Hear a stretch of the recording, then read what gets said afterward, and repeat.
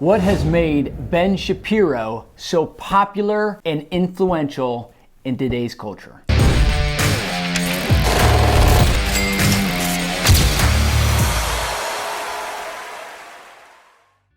I'm Dr. Dan. I'm a neurostrategist and a communication coach. I help entrepreneurs take their message and their business to the next level. And in this video, I want to break down why Ben Shapiro has not only become so popular, but he's been influential for a long time.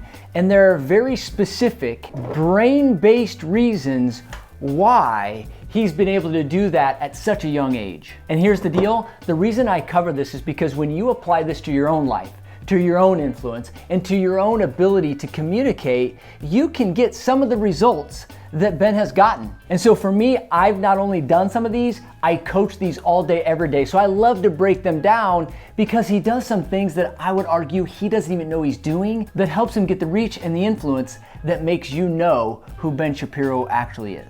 So you know Ben Shapiro. He's got a strong opinion about a lot of things. That's what's put him on the map. The first and most predominant overarching thing that Ben Shapiro has that separates him is his belief. His belief behind what he talks about is the key ingredient. And if you look at it, it's very brain-based or neuroscientific. When you have a belief about something, the audience or your prospect or the person listening to you or watching you, they can't help but have a reaction to your belief. My question to you is, do you believe deeply what you talk about? What you want the world to know? What you've built your influence around? I say it because Ben has a deep belief and conviction behind everything he says. You know Ben, he's very conservative in nature when it comes to politics. What drives that is his worldview. His Jewish religion and background drives his belief and his conviction. And he has also spent plenty of time and going deep with why he believes what he believes. So I'll ask you that question. Do you know your content that good? Malcolm Gladwell wrote the book Outliers, and in that he covers a study that's become so popularized, known as the 10,000 hour rule. It was actually taken from research on violin students by a guy named Erickson in 1993, and he put out this research showing that it was deliberate practice for 10,000 hours is what it's required to become an expert. Well, Ben Shapiro is a living, walking, talking, breathing example of the 10,000 hours rule. He has put in the time, and there's not a question that he's been asked that he can't answer because he's already asked himself that. I've been studying this and dealing with this for a long time. I've been coaching entrepreneurs and business people. I realized there's a lot of posers out there that claim to be experts, but they don't have the depth. It's worse today because of the internet. So when you have a depth about you, you separate yourself. You know a topic deeply enough that you can talk about it for days and capture the attention of the audience. So with Shapiro, he's not afraid to share his opinions and his viewpoints, even on big stages like the Joe Rogan show, where he will debate Joe, and it ultimately comes down to his worldview. If you follow Ben Shapiro, you realize the things he says always is driven and foundational in his Jewish faith. I believe that is hugely important, not just because my faith is important to me, but because when you're so convicted about something, you have a deep belief about something, you walk in that poise, you walk in that presence, you walk in that ability to influence others, and it turns out Ben does that. There's a mirror neuron effect that when you talk about something deeply that you know and you have a conviction about it, the people listening also have an experience based in their brain that they feel the message. They don't just hear it, they feel it. Ben Shapiro does that so well because his belief is so strong. How does this relate to you? You're trying to take your message to a higher level, or you're trying to get more people exposed to what you do and ultimately believe, behave, and act differently. So my challenge to you is when you go deep with something, it immediately changes your communication. It's a shortcut if there was one. It's a hack if there was one. How to get better response from your communication, believe it more. The second thing that Ben does so well is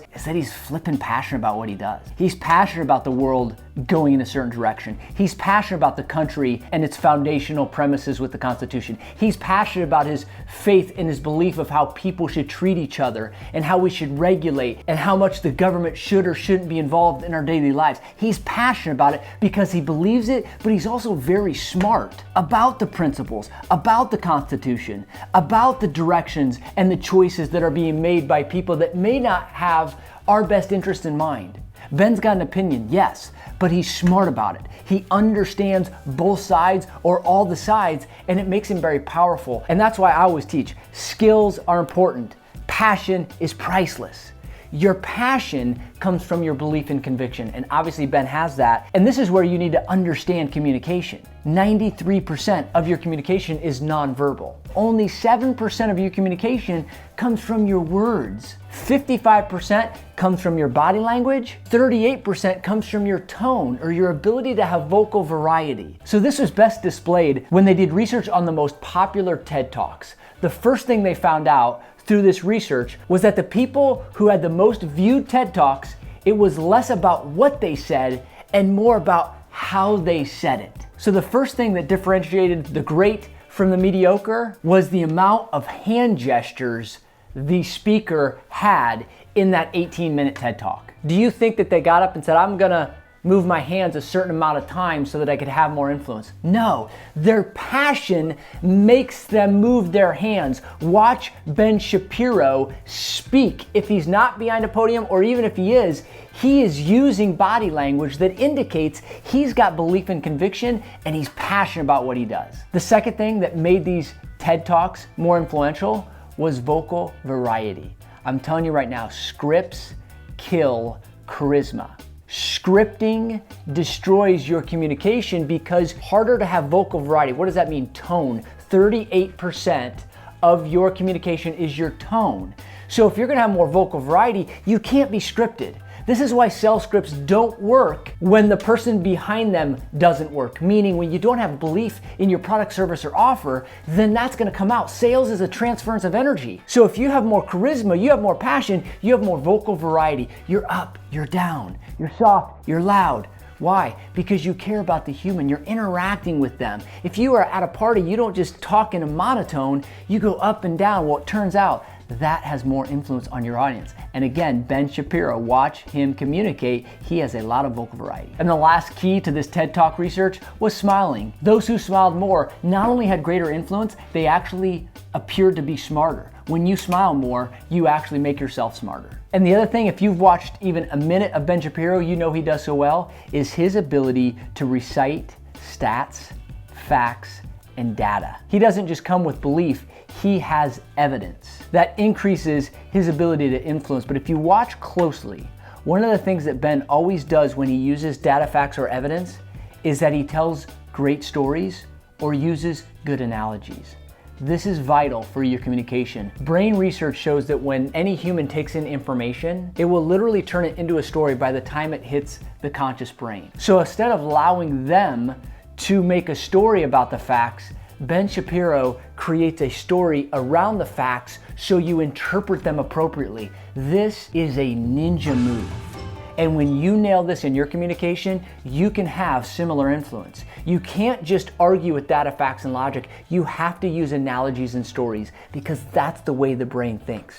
I teach this all day, every day. How to tell a story. Never make a point without a story, and never tell a story without a point. It is the way our human brains are wired. If you want to get my secrets to 7-figure storytelling, check the link below. But do me a favor, make sure you apply it. When you do, everything changes when it comes to your communication or influence. And Ben Shapiro is a great example of this. Ben is not afraid to fight. He's been in some significant debates where they've gotten physical. You cut that out now, or you'll go home in an ambulance. Yeah, that seems mildly inappropriate for a political discussion. And I love this about Ben because he's willing to defend his opinions. Again, going back to it, because he has a deep belief. So I leave you with that. If you're trying to reach more people and you're trying to influence them the way someone like Ben Shapiro does, you gotta know your stuff. You gotta believe in it and willing to defend it. So there you have it. Ben Shapiro, major influencer in today, and there's a reason why you should adopt some of the same strategies that he uses. If you need help taking your message and your business to the next level as it pertains to storytelling and communication, hit us up on the link below, hit subscribe, click the like button. Dr. Dan, I'm out.